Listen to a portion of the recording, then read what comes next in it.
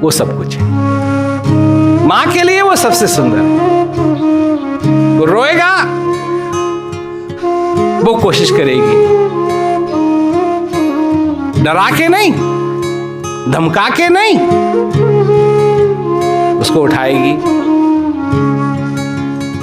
उससे प्यारी प्यारी बात करेगी। और बच्चे को भी प्यार है। किससे प्यार है? अपनी मां से प्यार है। और उसको किसने सिखाया प्यार करना? तो एक चीज है जो तुम्हारे अंदर की चीज है और एक चीज है जो तुमने सीखी हुई है। अब मैं पूछता हूं तुमसे, तुम भगवान की जो भक्ति करते हो वो अंदर की करते हो या सीखी हुई करते हो?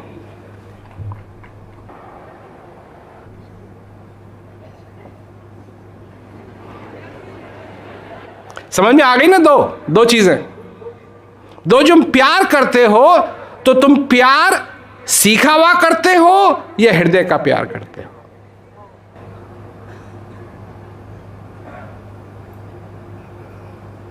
सोच रहे हो? देख रहा हूं यहां से, सोच रहे हो, क्योंकि ऐसा चैलेंज तुमको पहले कभी नहीं मिला इस तरीके से सोचने का।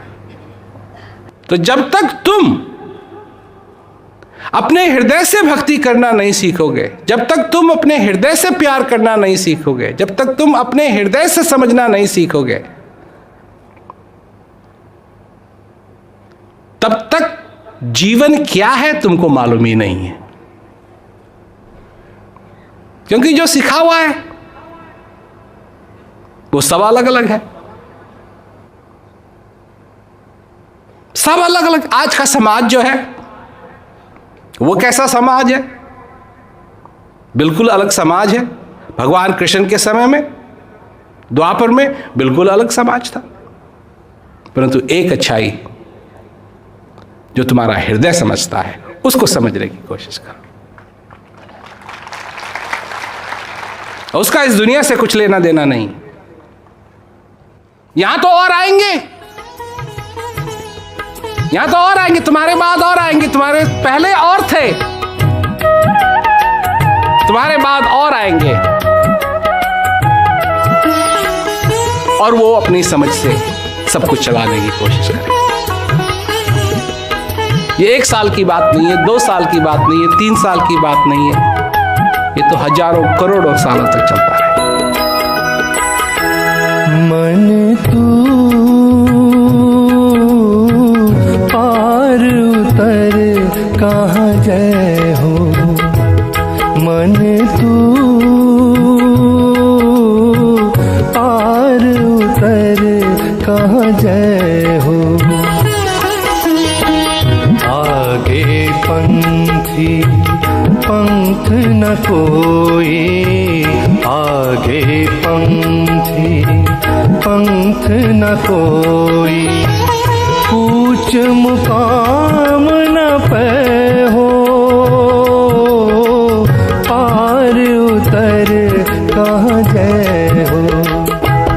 मन तू पार उतर कहाँ जय हो। मैं कहता हूं ना, अपने आप को जानो, अपने आप को समझो, इसका यही तो मतलब है। क्योंकि जब अपने आप को मनुष्य नहीं जानता है, अब कोई मैं इसके बारे में सोच रहा था कल रात को, तो कोई आदमी है, अब वो तुमको मिलता है तो कभी इधर भाग रहा है, कभी उधर जा रहा है, तुम आते हो उसके पास, कहते हो भाई क्या बात है, क्या नाम है तुम्हारा? उससे पूछते हो तुम्हारा क्या नाम है? कहता है जी मेरे को नहीं मालूम। कहां से आए हो? मेरे को नहीं मालूम। कहां जा रहे थे? मेरे को नहीं मालूम। कितने दिन यहां टिकोगे? मेरे को नहीं मालूम। तो क्या सोचोगे अपने से? हैं? इसका कोई पुर्जा ढीला है ना? यही तो सीखोगे ना, यही तो सोचोगे उसके बारे में। इसको उसका नाम नहीं मालूम, कहाँ से आया, कहाँ जाएगा, कौन है, इसका नहीं मालूम। उसका तो हुआ पुर्जा ढीला नहीं, 1 या 2 3 4 पुर्जे उसके ढीले हैं, काम ही नहीं कर रहे हैं। मैं भी तुमसे पूछता हूं, कौन हो तुम? नहीं मालूम। कहां से आए? कहां से आए? नहीं मालूम। कहां जाओगे? नहीं मालूम। यहां कितने दिन टिकोगे? नहीं मालूम। तुम्हारे कितने पुर्जे ढीले हैं? अब कसोगे कैसे उनको? क्या करोगे? यही रीत है सारे संसार, यही हो रहा है। तो बहुत सारी चीजें हैं जो हम इस दुनिया में आके सीखते हैं, और बहुत सारी चीजें हैं जो हमारे घट में। सिद्धि का मतलब क्या हुआ? फुलफिलमेंट, जिसमें मनुष्य अंदर से संतुष्ट हो जाए। संतुष्ट। तुम मन के पीछे पड़ते हो कि मेरे जितने भी ख्वाब हैं वो पूरे हो जाएं, तो मैं भी संतुष्ट हो जाऊंगा। पर मन के ख्वाब कभी पूरे नहीं होते हैं, उसके नए ख्वाब बनते हैं, नए ख्वाब बनते हैं, नए ख्वाब बनते हैं, नए ख्वाब बनते हैं। और उन्हीं ख्वाबों को पूरा करने के लिए सारा संसार लगा हुआ है। और हो क्या रहा है? हो ये रहा है कि बीच में से समय गुजर रहा है। यहां तुम बैठे हुए हो, समय गुजर रहा है, जा रहा है, कभी वापस नहीं आएगा। अच्छे काम में बिताओगे, उसका तुमको फल मिलेगा, उसका तुमको फल मिलेगा। अब आज यहां आए, बैठे हो, सुना,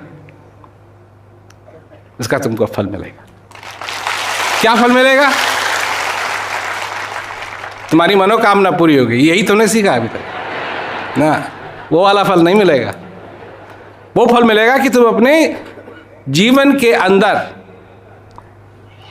वो सिद्धि जो है, फुलफिलमेंट जो है, उसको तुम पा सको।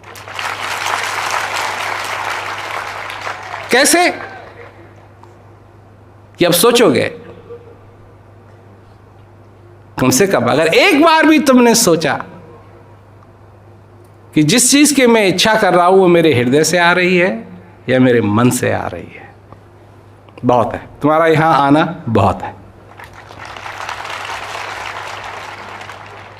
क्योंकि मन के पीछे पड़े रहते हैं। सत्संग का फल ही ऐसा होता है। इस कथा को सुनने का, यह भी एक कथा है, और कथाओं में यह सबसे पुरानी कथा है, क्योंकि इसकी तारीख तो कोई निश्चित भी नहीं कर सकता है कि कब मनुष्य ने अपने जीवन में शांति की चाहत की। पर जब भी की, तब से यह कथा चालू हुई है। कोई कथा सुनाने वाला कि जिस चीज को तुम खोज रहे हो वो तुम्हारे अंदर है। इसमें राजा नहीं, रानी नहीं, इसमें किस्सा है तुम्हारा कि तुम्हारा जन्म हुआ, एक दिन तुमको जाना भी है, एक दिन तुमको जाना भी है। सबसे बड़ी बात तुम्हें मैंने एक जगह और भी सुनाई थी, मैं यहां भी सुनाता हूं। तो जब समय आया, वेद व्यास जी महाभारत लिखने के लिए बैठे, तो कौन लिखेगा? तो गणेश जी को बुलाया गया कि गणेश जी लिखेंगे। वेद व्यास जी बोलेंगे, गणेश जी लिखेंगे। तो गणेश जी ने वेद व्यास जी से कहा कि मेरी एक शर्त है, लिखने के लिए तो मैं तैयार हूं, पर मेरी एक शर्त है कि जब तुम बोलने लगो तो बीच में रुकना मत, ताकि तुमको सोचना ना पड़े तुम क्या कह रहे हो।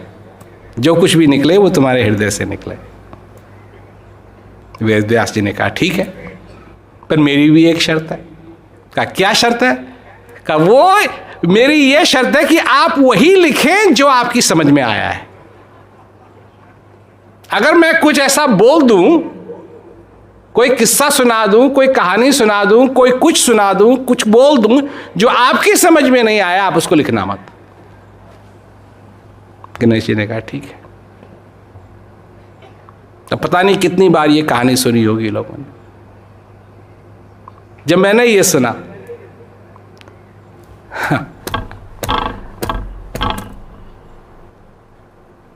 मन तो कल्पना करने लगा, ओ गणेश जी बैठे हैं, कलम है उनके हाथ में, उधर वेद व्यास जी बैठे हैं, वो सुनाएंगे, वो लिखेंगे। इसका ये तुक नहीं है इस कहानी का। इसका तुक है कि यही कानून मेरे जीवन में भी लागू होना चाहिए, कि मैं उसी चीज को अपने जीवन के अंदर धारण करूं जो मेरी समझ में आती है, और जो मेरी समझ में नहीं आती उसको ना करूं। अगर मैं ये करने लगा तो सब कुछ बदलेगा नहीं? बदलेगा कि नहीं?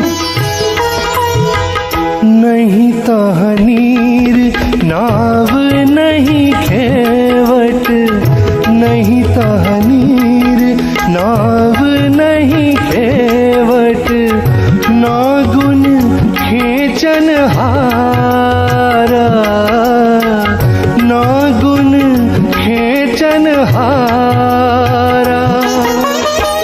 हरनी गगन कल्प कछु नाही, हरनी गगन कल्प कछु नाही, ना कछु वार न पारा, पार उतर कहाँ जय हो मन तू, पार उतर कहाँ जय हो। क्यों? कि अभी तो सब चल रहे हैं। अभी एक कहा है कि चलती चक्की देख के दिया कबीरा रोए, दो पाटन के बीच में साउथ बचाना कोई। ये कब से चल रही है ये चक्की? और तुम आते हो अपने युग में और तुम भी बैठ जाते हो, चक्की चल रही है, चक्की चल रही है, चक्की चल रही है, पर जिस चक्की को तुम चला रहे हो उसके बीच में फंसेगा कौन? ये चक्की है किसके लिए? ये चक्की गेहूं के लिए नहीं है, ये चक्की तुम्हारे लिए, हमारे लिए। अगर ध्यान नहीं दिया तो इसी के बीच में जाके फंसेंगे और इसी के बीच में जाके पिसेंगे। तुम तो सोच भी नहीं सकते कि तुमसे पहले कितने थे और तुम्हारे बाद कितने होंगे, और तुम सोच भी नहीं सकते हो कि उनके साथ वही हुआ जो तुम्हारे साथ हो रहा है।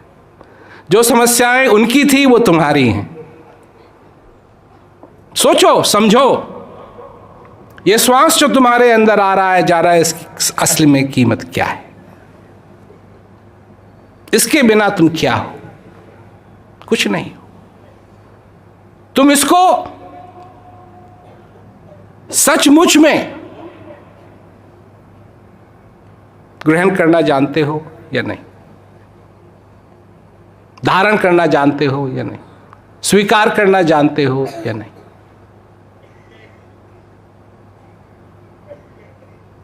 जो अपने जीवन को समझता है वही इस चीज को जान सकता है, इस चीज का धारण कर सकता है, इस चीज को स्वीकार कर सकता है, क्योंकि इसका संबंध है जीवन से।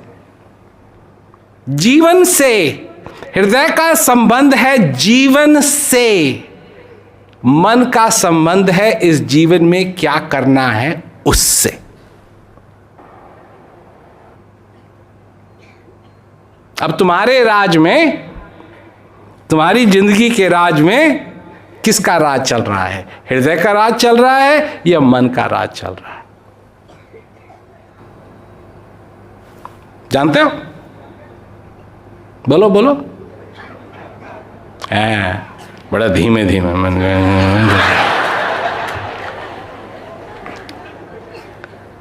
मेरा दूसरा सवाल,